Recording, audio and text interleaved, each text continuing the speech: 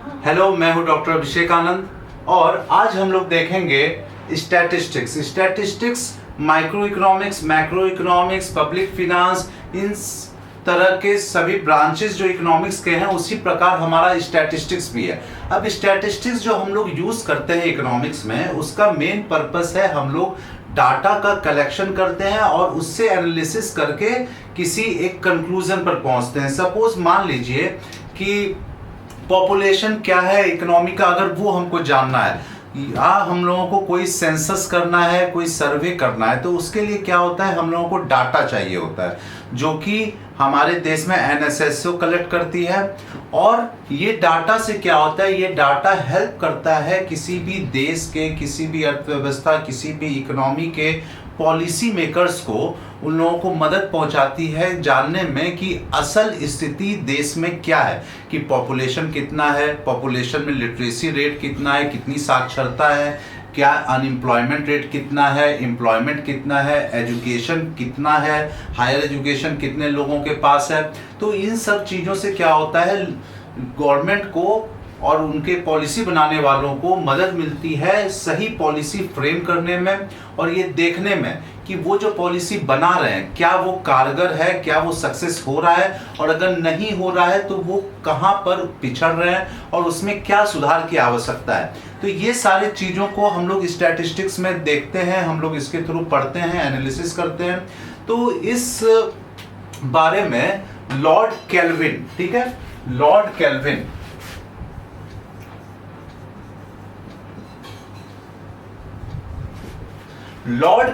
Kelvin कहते हैं कि जिस विषय की हम लोग बात कर रहे हैं, अगर उसको मापा जा सकता है, अगर उसको हम लोग माप सकते हैं और उसको संख्याओं के माध्यम से प्रकट कर सकते हैं, तो इसके बाद इसका मतलब है कि आप उसके बारे में कुछ जानते हैं, ठीक है, कुछ जानते हैं, वो ये कहते हैं। लेकिन जब आप किसी चीज को माप ही नहीं सकते हैं और ना उसको संख्याओं में प्रकट कर सकते हैं, तो उनके अनुसार आप उसके बारे में बहुत ही कम जानते हैं। तो लॉर्ड केल्विन क्या कहते हैं, जिस भी चीज को हम लोग मेजर कर सकते हैं, उसको हम लोग न्यूमेरिकल वैल्यू दे सकते हैं, उसको हम लोग उसके बारे में हम लोग कह सकते हैं कि उसके बारे में हम लोग कुछ तो जानते हैं। लेकिन जिसको हम लोग नहीं प्रकट कर सकते हैं संख्या में या न्यूमेरिकल वैल्यू नहीं दे सकते हैं, उसके बारे में हम लोग ये निश्चित है कि बहुत कम जानते हैं। अब स्टैटिस्टिक्स को ही हम लोग हिंदी में सांख्यिकी कहते हैं और ये बहुत इंपॉर्टेंट हमारा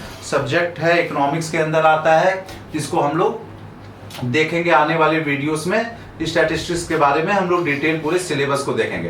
तो स्टैटिस्टिक्स जो वर्ड है ये कई वर्ड से निकल कर आया है। तो हम लोग लिख सकते हैं कि statistics is derived from, statistics is derived from, ठीक है। तो ये वर्ड स्टैटिस्टिक्स कहां से निकल कर आया है, तो एक वर्ड है स्टेटस, ठीक है, ये हमारा कौन सा वर्ड है, ये लैटिन वर्ड है, ठीक है। स्टेटस हमारा लैटिन वर्ड है। उसके बाद इसको हम लोग स्टैटिस्टा भी कहते हैं, स्टैटिस्टा, ये भी एक वर्ड है, ये हमारा इटालियन वर्ड है। और एक हमारा जर्मन वर्ड है स्टैटिस्टिक, स्टैटिस्टिक,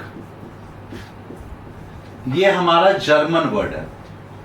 तो कहा जाता है इन सारे शब्दों से ही डिराइव होकर निकला है ये वर्ड स्टैटिस्टिक्स। और ये तीनों का, ठीक है, स्टेटस, स्टैटिस्टा या स्टैटिस्टिक, ये तीनों का मतलब जो होता है वो सेम ही होता है। और सब का मतलब क्या है, all means political state, political state, political state का मतलब राजनीतिक व्यवस्था, वहां पर जो है राजनीतिक अवस्था जो है उसके बारे में ये बतलाता है। हम लोग जब आगे हिस्ट्री देखेंगे स्टैटिस्टिक्स का, किसकी उत्पत्ति कहां से हुई, तो हम लोग देखेंगे, हम लोग समझेंगे कि ये दरअसल राजाओं द्वारा इस्तेमाल किया जाता था वहां के पॉपुलेशन को देखने के लिए, कितना ट्रेजरी है उनके पास, इन सब चीजों को देखने के लिए। उसको हम लोग बाद में डिटेल में देखेंगे। तो बहुत सालों से कहा जा सकता है फ्रॉम सेवरल डिकेड्स स्टैटिस्टिक्स जो है ये एसोसिएटेड था केवल फैक्ट्स और फिगर्स को बताने के लिए, मतलब डाटा को बताने के लिए। किस चीज का डाटा बताने के लिए? कि इकोनॉमिक कंडीशन क्या है उस देश का या उस अर्थव्यवस्था का, डेमोग्राफिक अवस्था क्या है। डेमोग्राफिक का मतलब होता है कि स्ट्रक्चर, जो पॉपुलेशन का, जनसंख्या का स्ट्रक्चर कैसा है, पॉलिटिकल सिचुएशन कैसा है इकोनॉमी में। तो कई डिकेड से स्टैटिस्टिक्स का यही केवल रूप था। लेकिन स्टैटिस्टिक्स आज जो इस्तेमाल हो रहा है वो एज ए टूल यूज हो रहा है, एक टेक्नोलॉजी के तरह से यूज हो रहा है, टूल के तरह यूज हो रहा है, जिसमें कई सॉफ्टवेयर भी अब उसमें आ गए हैं। और ये अब मैन काइंड को ट्रांसलेट करता है कॉम्प्लेक्स फैक्ट्स। मतलब अगर मान लीजिए बहुत सारे फिगर्स दिए हुए हैं, बहुत सारे डाटा दिए हुए हैं, तो ये क्या करता है स्टैटिस्टिक, उसको काफी आसान तरीके से उस फैक्ट्स को दिखलाता है। तो हम लोग क्या कह सकते हैं, स्टैटिस्टिक्स के बारे में लिख सकते हैं कि स्टैटिस्टिक्स कई सालों से किस चीज के लिए यूज हो रहा था? केवल हम लोगों को फैक्ट्स एंड फिगर दिखाने में। तो हम लोग लिख सकते हैं फॉर सेवरल डिकेड्स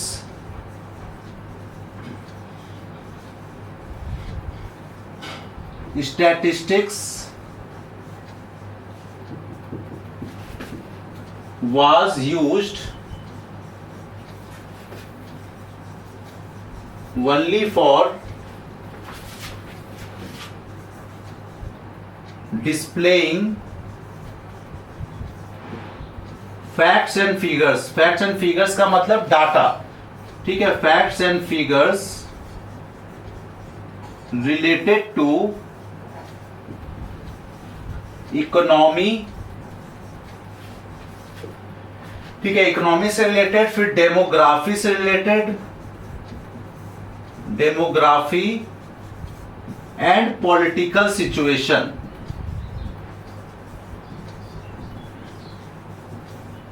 कहां का पॉलिटिकल सिचुएशन? किसी इकोनॉमी का पॉलिटिकल सिचुएशन के बारे में बताता था। और आज के समय में जो स्टैटिस्टिक्स यूज हो रहा है, ये क्या कर रहा है? ये ट्रांसलेट कर रहा है जो कॉम्प्लेक्स डाटा होता है उसको सिंपल और अंडरस्टैंडेबल स्टेटमेंट में। तो हम लोग क्या लिख सकते हैं? Today it is used to translate complex data into simple and understandable statements।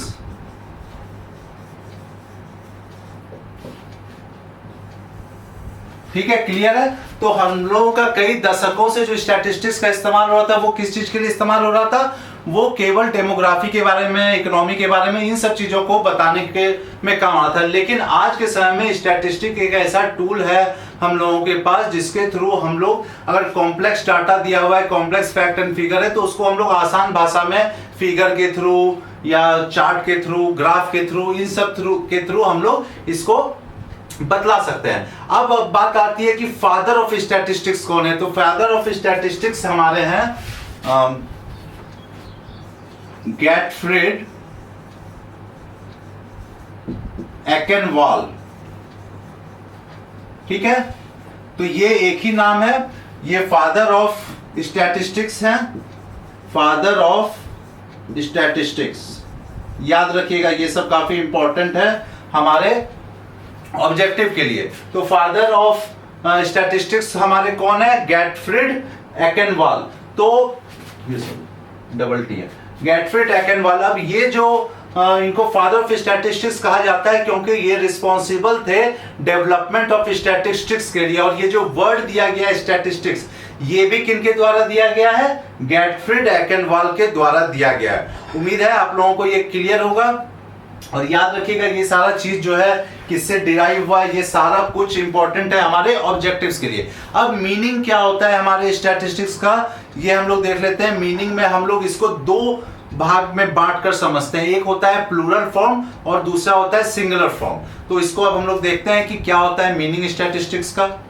तो अगर हम लोग स्टैटिस्टिक्स को समझना चाहें कि स्टैटिस्टिक्स होता क्या है, तो इसको हम लोग दो फॉर्म में समझते हैं। एक होता है हमारा प्लूरल फॉर्म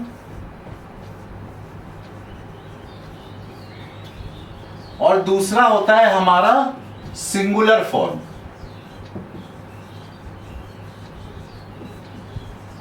जिसको हम लोग हिंदी में प्लूरल को बहुवचन भी कहते हैं और सिंगल को एक वचन भी कहते हैं। तो हम लोग यहां समझते हैं जैसे प्लूरल फॉर्म हम लोग क्या होता है और हम लोग कब इस्तेमाल करते हैं। जैसे मान लीजिए कि अगर कोई न्यूमेरिकल डाटा है और उस डाटा को कलेक्शन किया गया है और उसके बाद उसको एक सिस्टमैटिक मैनर में किसी ऑब्जेक्टिव या एम को ध्यान में रखते हुए अगर उसको कलेक्शन किया जाता है तो हम लोग कहते हैं कि वो प्लूरल फॉर्म है। जैसे मान लीजिए कि अगर हम लोगों को देखना है कि मलेरिया से कितने लोग सफर कर रहे हैं दिल्ली के कॉलोनीज में, तो इसके लिए ये इसमें क्या है कि हम लोगों को एम जो है हमारा वो निश्चित है कि हम लोगों को क्या देखना है, हम लोगों को केवल मलेरिया पेशेंट्स को देखना है कि कितने हैं, जो वो भी केवल दिल्ली के एरिया में, लोकेलिटी में। अब दूसरा हम लोग ये भी एग्जांपल ले सकते हैं, जैसे कि हम लोग देखें कि कितनी unemployed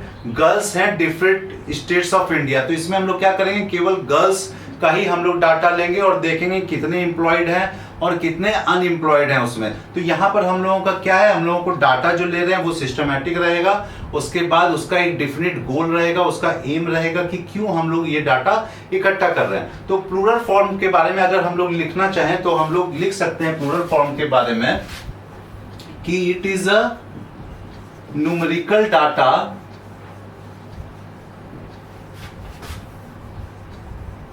collected in a systematic manner। ठीक है, एक तरीके से हम लोग उसको कलेक्ट करते हैं, सिस्टमैटिक मैनर।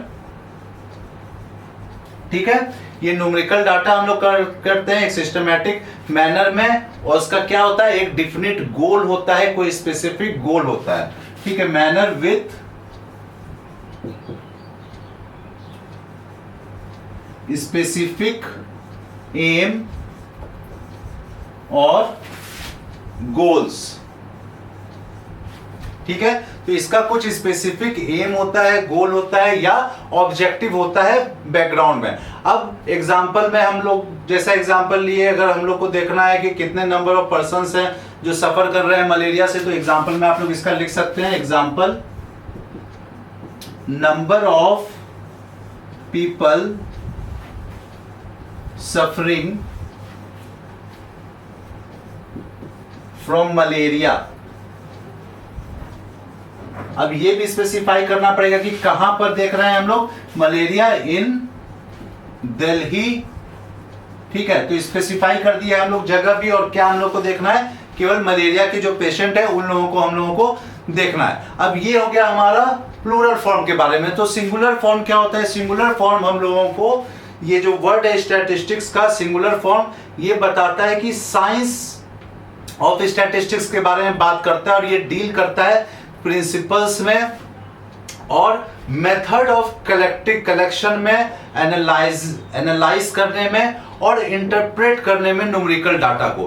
तो जहां हम लोगों को प्लूरल फॉर्म बताता है कि हम लोग को एक स्पेसिफिक ऑब्जेक्टिव के लिए जब डाटा कलेक्ट करते हैं सिस्टमैटिक मैनर में, तो वहीं हम लोग जो सिंगुलर फॉर्म में बात करते हैं तो ये बात करता है कि किस प्रिंसिपल्स को हम लोगों को फॉलो करना है, किस प्रकार से डाटा को कलेक्ट करना है, किस प्रकार से कौन सा टूल लगा के उसको एनालाइज करना है, और कैसे हम लोग उसको इंटरप्रेट करेंगे। तो सिंगुलर डाटा के बारे में सिंगुलर फॉर्म के बारे में हम लोग लिख सकते हैं।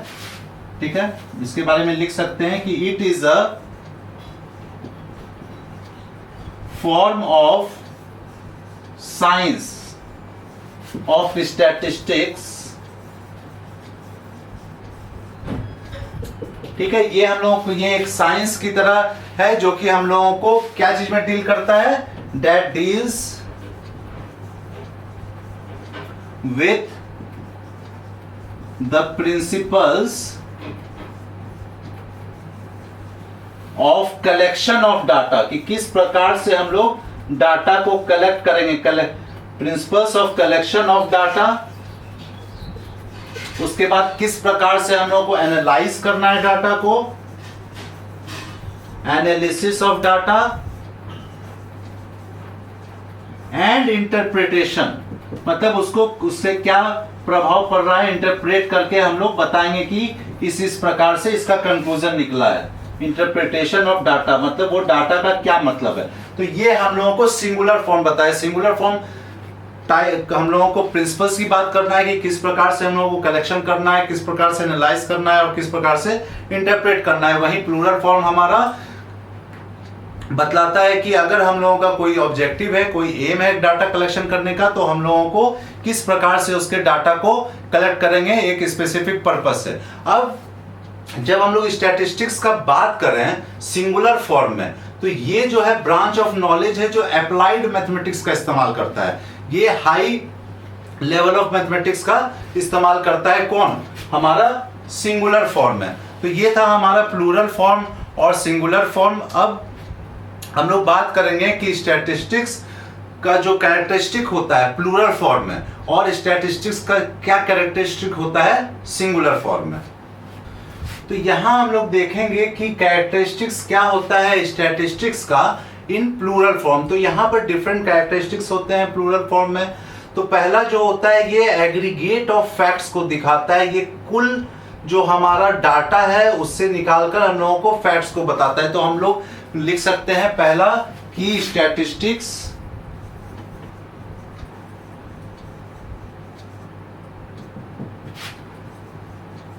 स्टैटिस्टिक्स क्या है? ये हमारा पूरा एग्रीगेट ऑफ फैक्ट्स को बताता है। Statistics are aggregate of facts. Aggregate का मतलब कुल, सकल हम लोग कह सकते हैं एग्रीगेट ऑफ फैक्ट्स। ठीक है, क्योंकि यहां पर स्टैटिस्टिक्स में हम लोग सारा डाटा को लाते हैं, उसको एनालाइज करते हैं, उसको इंटरप्रेट करके उसका कंक्लूजन देखें। तो इसको इसीलिए एग्रीगेट ऑफ फैक्ट्स कहा जाता है क्योंकि कभी भी कोई अगर सिंगल आइटम है तो उसको हम लोग स्टैटिस्टिक्स नहीं कहेंगे। ठीक है, अगर सिंगल आइटम है, कोई एक आइटम है, कोई एक टर्म है, कोई एक डाटा है, तो उसको हम लोग स्टैटिस्टिक्स नहीं कहेंगे। हम लोग स्टैटिस्टिक्स कब कहेंगे? तब कहेंगे जबकि वो एग्रीगेट ऑफ फैक्ट्स होगा, कई सारे डाटा उसमें होंगे जो कि हमारा फील्ड ऑफ इंक्वायरी से रिलेटेड होगा। जो कि अगर हम लोग कोई चीज खोजना चाहते हैं, हम लोग का कोई एम है कि हम लोगों को उसके बारे में कंक्लूजन निकालना है, तो हम लोग को जैसे एग्जांपल के लिए मान लीजिए कि हम लोग के पास स्टूडेंट्स का एक 10th क्लास के स्टूडेंट्स का डाटा है। अब 10th क्लास में जो स्टूडेंट्स हैं उनका एवरेज हाइट क्या है, अगर हम लोग को ये निकालना है तो केवल एक स्टूडेंट से यहाँ नहीं होगा। अगर 60 स्टूडेंट्स हैं उस क्लास में तो वो 60 बच्चों का हम लोग हाइट निकालेंगे और उसके बाद उसका एवरेज निकालेंगे। तो यहाँ 60 स्टूडेंट्स का डाटा हम लोगों को चाहिए, उसके बाद उनका हाइट चाहिए और उसके बाद हम लोग उसका एवरेज निकालेंगे। तो ये एग्रीगेट ऑफ फैक्ट्स होता है। तो ये पहला, उम्मीद है आप लोगों को टर्म क्लियर हो गया होगा। अब सेकंड है statistics are affected by large number of causes. ठीक है, स्टैटिस्टिक्स इज अफेक्टेड बाय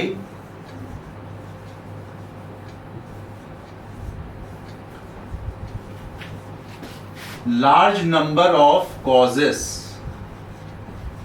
ठीक है, मैं यहां पर इन सब का डिटेल नहीं लिख रहा हूं, मैं जो बोल रहा हूं उम्मीद है आप लोग उसको कॉपी कर लीजिएगा या उसको समझ लीजिएगा, तो आप लोग को आसानी होगी, नहीं तो काफी टाइम लग जाएगा। ठीक है, तो जब हम लोग कहते हैं कि स्टैटिस्टिक्स काफी लार्ज नंबर ऑफ कॉजेस से अफेक्ट होता है, ये अफेक्ट होता है कई सारे कॉजेस, कई सारे कारणों से।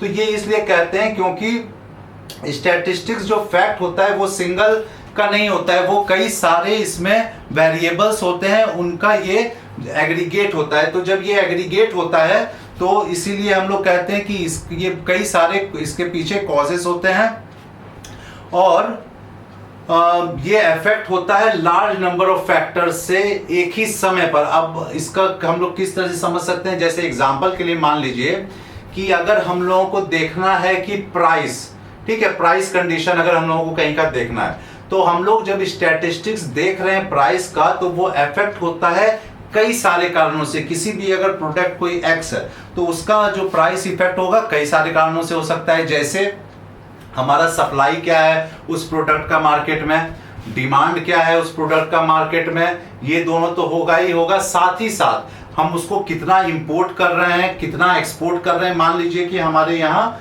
काफी मात्रा में, प्रचुर मात्रा में, लार्ज नंबर में वो प्रोडक्ट अवेलेबल है और उसका प्रोडक्शन हो रहा है, लेकिन 80% अगर उसका एक्सपोर्ट ही कर दिया जा रहा है तो क्या होगा, कंट्री के अंदर उसका अभाव हो जाएगा, वो कम मात्रा में अवेलेबल होगा, इसका मतलब सप्लाई कम हो जाएगा, तो ऑटोमेटिक प्राइस बढ़ जाएगा। तो कभी भी किसी भी वेरिएबल में जो चेंज आता है वो कई सारे कारणों से आता है, तो इसीलिए हम लोग कहते हैं कि statistics is affected by large number of causes. केवल प्राइस को अगर हम लोग देख रहे हैं, प्राइस चेंज अगर देख रहे हैं, तो वो किस किस चीज से हो सकता है, सप्लाई से हो सकता है, डिमांड से हो सकता है, इंपोर्ट से हो सकता है, एक्सपोर्ट से हो सकता है, वेदर कंडीशन क्या था अगर एग्रीकल्चर प्रोडक्ट के बारे में बात कर रहे हैं, इन्फ्लेशन क्या है इकोनॉमी में, तो अनएम्प्लॉयमेंट रेट क्या है, तो कई सारे कारण हो सकते हैं। तो इसीलिए हम लोग कहते हैं कि ये लार्ज नंबर ऑफ कॉजेस से होता है। तो उम्मीद है आप लोगों को ये क्लियर हो गया होगा। अब थर्ड है हमारा कि ये हमेशा न्यूमेरिकली एक्सप्रेस किया जाता है, हमेशा नंबर में एक्सप्रेस किया जाता है। तो हम लोग लिख सकते हैं statistics is always numerically expressed. ठीक है, इसको हमेशा हम लोग नंबर में एक्सप्रेस करते हैं। अब हम लोग पहले भी देख चुके हैं स्टैटिस्टिक्स क्या होता है। स्टैटिस्टिक तभी होगा जब उसमें नंबर्स होगा, न्यूमेरिकल डाटा होगा। अगर न्यूमेरिकल डाटा नहीं होगा तो वो स्टैटिस्टिक्स नहीं होगा। तो यहां इसका क्वांटिटेटिव कैरेक्टरिस्टिक होता है। क्वांटिटेटिव मतलब इसको हम लोग नंबर दे सकते हैं। क्वालिटेटिव कैरेक्टरिस्टिक अगर है तो उसको हम लोग न्यूमेरिकली मेजर नहीं कर पाएंगे। जैसे ऑनेस्टी है, ब्यूटी है, इंटेलिजेंस है, ये सबको हम लोग न्यूमेरिकली एक्सप्रेस नहीं कर सकते, इसीलिए वो स्टैटिस्टिक्स नहीं होगा। लेकिन अगर उसको एक्सप्रेस करना है, मान लीजिए कोई ब्यूटी कॉन्टेस्ट हुआ और हम लोगों को बताना है कि कौन है फर्स्ट है सेकंड है, तो इसमें हम लोग क्या कर सकते हैं, रैंक या मार्क्स दे सकते हैं। जो डिफरेंट जज हैं डिफरेंट मार्क्स दे सकते हैं, तभी जाकर वो स्टैटिस्टिक्स होगा। क्यों? क्योंकि अब उसमें नंबर आ गया, रैंक आ गया या मार्क्स आ गया। तो एग्जांपल के तौर पे हम लोग इसमें समझ सकते हैं कि सपोज मान लीजिए कि कोई एक ब्यूटी कॉन्टेस्ट हो रहा है, तो ब्यूटी कॉन्टेस्ट में गर्ल्स जो है अगर रैंक दिया जा रहा है तो वो ऑटोमेटिक क्या होगा, क्वालिटेटिव से क्वांटिटेटिव मेजर में चेंज हो जाएगा। ठीक है, तो वो क्या हो जाएगा, स्टैटिस्टिक्स में आ जाएगा। तो अब नेक्स्ट है हमारा स्टैटिस्टिक्स जो है वो एस्टिमेट किया जाना चाहिए। ठीक है, या एनुमरेटेड होना चाहिए। तो हम लोग लिख सकते हैं स्टैटिस्टिक्स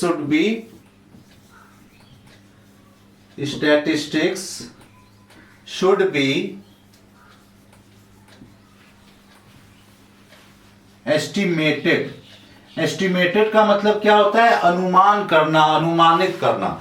तो यहां पर हम लोग कहेंगे कि स्टैटिस्टिक्स का यूज होता है हम लोगों को कभी भी कोई चीज का अनुमान लगाने में। इसीलिए हम लोग डाटा का भी इकट्ठा करते हैं ताकि हम लोग फोरकास्ट कर सकें, आगे के बारे में पॉलिसी बना सकें। जैसे न्यूमेरिकल डाटा होता है, वो किसी भी फील्ड में जब हम लोग जाते हैं, किसी भी एरिया में, किसी भी क्षेत्र में अगर कोई इंक्वायरी होती है तो उससे क्या होता है, डाटा इकट्ठा किया जाता है। अब वो डाटा को एक्सपर्ट क्या करता है, उसको ऑब्जर्व करता है और उससे कुछ प्रिसाइज निकालकर, कंक्लूजन निकालकर लाता है और फिर वो बतलाता है कि आगे चल के क्या होगा। अगर मान लीजिए किसी इकोनॉमी का डेवलपमेंट करना है तो पॉलिसी मेकर्स क्या होता है, डिफरेंट पॉलिसीज बनाते हैं, डिफरेंट प्रोग्राम्स रन करते हैं अपने इकोनॉमी में, अपनी कंट्री में, जिससे कि आगे चल के डेवलपमेंट हो। तो ये जो फोरकास्ट होता है, ये जो एस्टिमेट किया जाता है फ्यूचर को, ये स्टैटिस्टिक्स का काम होता है। तो आप उम्मीद है आप लोगों को क्लियर होगा कि फ्यूचर के डेवलपमेंट के लिए जो प्रोग्राम चलाए जाते हैं, या अगर कहीं पर ब्रिज बनाया जाता है, कहीं पर रोड बनाया जाता है, तो वो ये अनुमानित किया जाता है, ये एक्सपेक्ट किया जाता है, फोरकास्ट किया जाता है कि इससे जो है आसानी होगी। अब नेक्स्ट है हमारा कि स्टैटिस्टिक्स का जो डाटा हम लोग कलेक्ट करते हैं, वो डाटा एक सिस्टमैटिक मैनर में कलेक्ट किया जाना चाहिए। तो हम लोग लिख सकते हैं कि statistics should be collected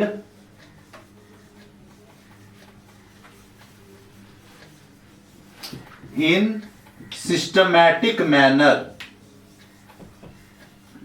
systematic manner, systematic manner का क्या मतलब हुआ, सिस्टमैटिक मैनर का मतलब हुआ कि कोई एक तरह का रूल को फॉलो करना चाहिए, कोई एक तरीके को फॉलो करना चाहिए कभी भी जब हम लोग डाटा को कलेक्शन कर रहे हैं। क्योंकि अगर सिस्टमैटिक मैनर में अगर हम लोग कलेक्ट करते हैं तो ही वो प्लान के हिसाब से जाता है। और वहीं अगर हम लोग डाटा को किसी भी सिस्टमैटिक मैनर में अगर हम लोग नहीं करें तो ये रीजनेबल नहीं रहता है, ये एक्यूरेसी नहीं बताता है, और जो कंक्लूजन उससे निकल कर आएगा वो कंक्लूजन भी हम लोगों को सही चीज नहीं बताएगा। तो उम्मीद है आप लोगों को क्लियर हो गया होगा कि कैरेक्टरिस्टिक्स इन प्लूरल फॉर्म क्या क्या होगा। ये 5 कैरेक्टरिस्टिक्स हैं और उम्मीद है आप लोगों को ये क्लियर हो गया होगा। अब हम लोग देखेंगे कैरेक्टरिस्टिक इन सिंगुलर फॉर्म क्या क्या होता है। अगर हम लोग कैरेक्टरिस्टिक्स इन सिंगुलर सेंस की बात करें तो यहां पर डेफिनेशन दिया गया है क्रॉक्सटन एंड काउडन के द्वारा। क्रॉक्सटन एंड काउडन, ठीक है, इनके द्वारा बहुत सिंपल डेफिनेशन दिया गया है और ये डिफाइन किए हैं कि स्टैटिस्टिक्स क्या है। तो ये कहते हैं कि स्टैटिस्टिक्स को हम लोग डिफाइन कर सकते हैं as collection, presentation, analysis and interpretation of numerical data. ये इनका जो है डेफिनेशन था। तो डेफिनेशन ये इनके अकॉर्डिंग जो डेफिनेशन है स्टैटिस्टिक्स का वो कहता है कि statistics can be defined as collection, presentation, ठीक है, किस चीज का कलेक्शन करना है, हम लोगों को कलेक्शन करना है डाटा का, और किस चीज का प्रेजेंटेशन, हम लोगों को डाटा का प्रेजेंटेशन करना है क्योंकि उसको एक सिस्टमैटिक मैनर में प्रेजेंट करना पड़ता है। उसके बाद क्या करेंगे डाटा का, हम लोग एनालिसिस करेंगे, एनालिसिस एंड इंटरप्रिटेशन, मतलब उस डाटा का जो एनालिसिस हुआ तो उससे क्या निकल कर आया, उससे क्या कंक्लूजन निकल कर आया। इंटरप्रिटेशन ऑफ न्यूमेरिकल डाटा, ठीक है। तो ये जो था ये हमारा डिफिनेशन है क्रॉक्सटन और काउडन के द्वारा दिया गया है हमारे सिंगुलर फॉर्म में। तो ये क्या करते हैं, ये कहते हैं कि जो सिंगुलर फॉर्म में जो हम लोगों ने देखा था कि ये बेसिकली प्रिंसिपल से जुड़ा हुआ है जो कि कलेक्शन, एनालिसिस और इंटरप्रिटेशन के बारे में बात करता है। तो ये कहते हैं कि स्टैटिस्टिकली बेसिकली 4 स्टेज में डिवाइड किया गया है। पहला है कलेक्शन और ऑर्गेनाइजेशन ऑफ डाटा, फिर presentation of data, analysis of data और फिर इंटरप्रिटेशन ऑफ डाटा। तो ये क्या कहते हैं क्रॉक्सटन एंड काउडन की स्टैटिस्टिक्स जो है 4 स्टेजेस में है, ठीक है। ये कहते हैं कि स्टैटिस्टिक्स हैज 4 स्टेजेस। ये स्टेज याद कर रखिएगा आप लोग कि पहला स्टेज कौन सा है, दूसरा स्टेज कौन सा है। तो पहला है हमारा कलेक्शन एंड ऑर्गेनाइजेशन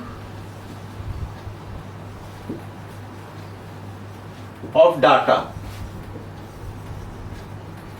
ठीक है। अब जब कलेक्शन और ऑर्गेनाइजेशन ऑफ डाटा के बारे में बात हो रही है तो ये हमारा फर्स्ट स्टेप होता है किसी भी टेस्ट को करने के लिए, किसी भी एम को अगर स्टैटिस्टिकली प्रूव करना है। तो यहां पर हम लोग को प्लानिंग करना होता है कि कौन सा डाटा को हम लोगों को कलेक्ट करना है, क्योंकि मेथड जो होते हैं कलेक्शन ऑफ डाटा के वो कई प्रकार के होते हैं, जैसे सेंसस होता है, सैंपलिंग होता है, प्राइमरी डाटा होता है, सेकेंडरी डाटा होता है। तो ये सारा चीज जो है हम लोगों को इसी स्टेज में देखना होता है। दूसरा है हमारा presentation of data, presentation of data,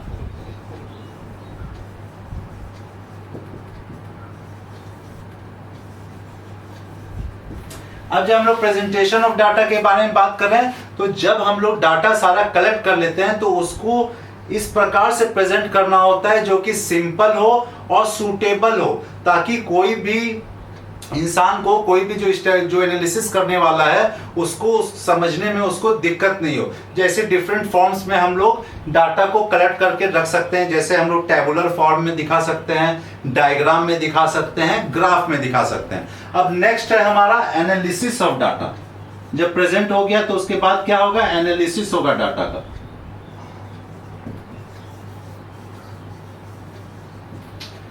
ठीक है, ये बहुत ही इंपॉर्टेंट पार्ट होता है एनालिसिस ऑफ डाटा। यहीं पर हम लोग एनालाइज करते हैं कि डाटा क्या है, कैसा है। तो यहाँ पर डाटा को प्रेजेंट जब कर देते हैं हम लोग, वो आगे चल के एनालाइज किया जाता है और उसी से हम लोगों को कंक्लूजन निकल कर आता है। हम लोग यहाँ देखते हैं कि सेंट्रल टेंडेंसी क्या होती है, स्क्यूनेस क्या होता है, कुर्टोसिस क्या होता है। ये सारे टॉपिक्स हम लोग आगे आने वाले लेक्चर्स में देखेंगे, जो कि हमारे सिलेबस के अंदर ही है। तो ये सारा पार्ट आ जाएगा हमारा एनालिसिस ऑफ डाटा में। और लास्ट स्टेप यहाँ पर होता है हमारा इंटरप्रिटेशन ऑफ डाटा।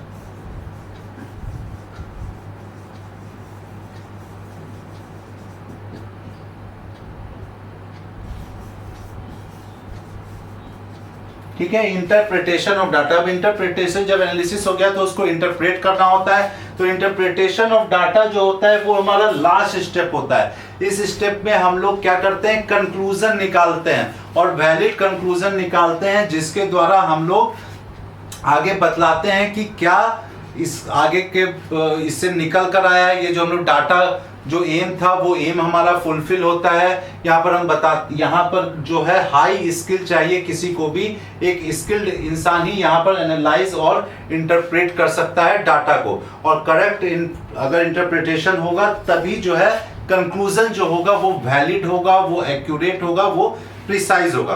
तो ये था हमारा सिंगुलर फॉर्म में स्टैटिस्टिक्स क्या होता है, और प्लूरल फॉर्म में हम लोगों ने देखा है। तो यहाँ बेसिकली 4 स्टेजेस में है और क्रॉक्सटन और कॉर्डन ने इसे परिभाषित किया है, इसे डिफाइन किया है। तो आज के लेक्चर के लिए इतना ही। हम लोग सेकेंड पार्ट इंट्रोडक्शन का देखेंगे स्टैटिस्टिक्स में, जिसमें हम लोग देखेंगे कि ओरिजिन और ग्रोथ जो है हमारे स्टैटिस्टिक्स का क्या कैसे हुआ था, इसका ग्रोथ कैसे हुआ था हमारे स्टैटिस्टिक्स का आज तक में, जिसमें हम लोग देखेंगे डिफरेंट टाइम्स में क्या हुआ था, फिर फंक्शंस देखेंगे स्टैटिस्टिक्स का। तो ये हम लोग नेक्स्ट लेक्चर में देखेंगे। आज के लेक्चर के लिए इतना ही। Thank you.